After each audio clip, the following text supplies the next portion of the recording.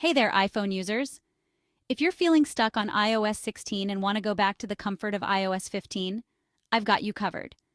Today, I'll show you how to downgrade your iPhone from iOS 16 to iOS 15, step by step. Let's get started. First things first, make sure to back up your data. You don't want to lose any important files or photos. Connect your iPhone to your Mac or PC using the USB cable. Now, put your iPhone into recovery mode. To do this, quickly press and release the volume up button, then quickly press and release the volume down button. Finally, press and hold the side button until you see the recovery mode screen. Next, open Finder on your Mac or iTunes on your Windows PC. Your iPhone should pop up on the screen. If it doesn't, make sure your USB cable is securely connected.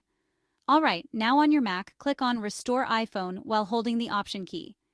If you're using a Windows PC, click Restore iPhone while holding the Shift key. You'll need to select the iOS 15 IPSW file you previously downloaded. If you haven't downloaded it yet, make sure to get it from a trusted source. Once selected, your computer will start the process of installing iOS 15 on your iPhone. This might take a few minutes, so sit back and relax. After the process is complete, your iPhone will restart with iOS 15 installed. And there you have it.